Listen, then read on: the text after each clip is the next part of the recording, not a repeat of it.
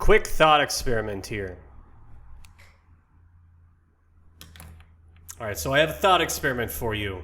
You just got offered the role of a lifetime. You're hired to run growth for a VC-backed company. Specifically, you're hired to run their lead generation.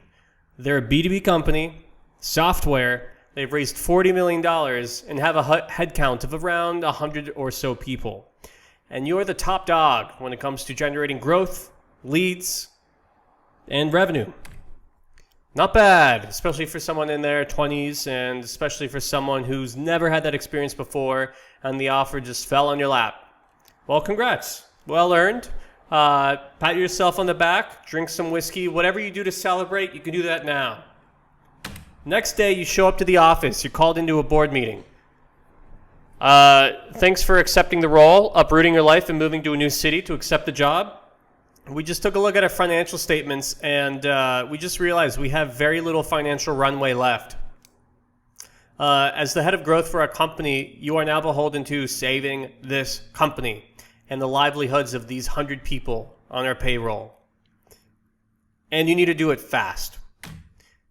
So you get to experimenting, you try AdWords, but the cost per clicks mean that the lifetime of a customer is less than the cost of acquiring that customer. So you don't really get profitable even remotely with AdWords. You try social media and it works sometimes, but it's a miracle when it does. And you can't really isolate when it's working, why it is that it's working. It just seems like it's flash pan. It's not long tail. Nothing really lasts when it does work. And you try inbound. It works sometimes, but it's inconsistent.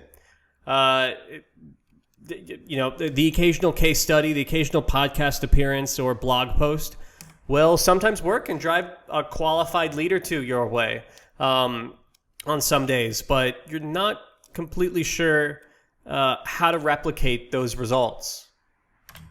So this kind of sucks now.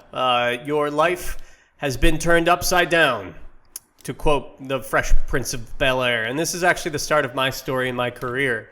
And I realized very quickly that in order to survive, I had to become a revenue detective. I really had to isolate what's working, what's not, and how do I save this company. I started to run some tests, more channels, more campaigns. I actually came across a AMA on GrowthHackers and actually saw a post from Heaton Shaw. Someone had asked him, hey, you're beholden for running growth for a B2B company. What do you do to grow it? It's early stage and you have no brand. And his reply is what started my career. He actually said, I would read the book Predictable Revenue and start reaching out to people directly.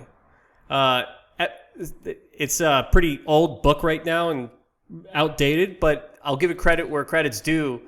It really started things off for me. I started to run some outbound lead generation tests, and eventually I generated 20 leads per month per representative that I worked with. I repurposed people on my marketing team to actually hunt for new business and prospect. 50% of these leads, of the 20 plus per rep, were qualified. And we had about a 15% close rate, roughly 1 in 6 of these leads were closed. And our average deal size was about $30,000. So if you were to take these, multiply them, you get the financial outcome of an average month once everyone's fully ramped up and they have a base of leads going and a base of proposals sent out. It was generating about $60,000 per month per representative. That's not in profit, that's pure revenue and sales.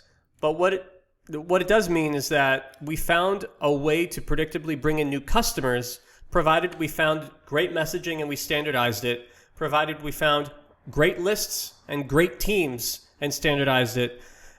We were able to find a cash flow engine and a way to consistently, predictably bring in a stream of new leads that ultimately we could close a percentage of. So it worked well enough to bring us appointments with some of the following companies.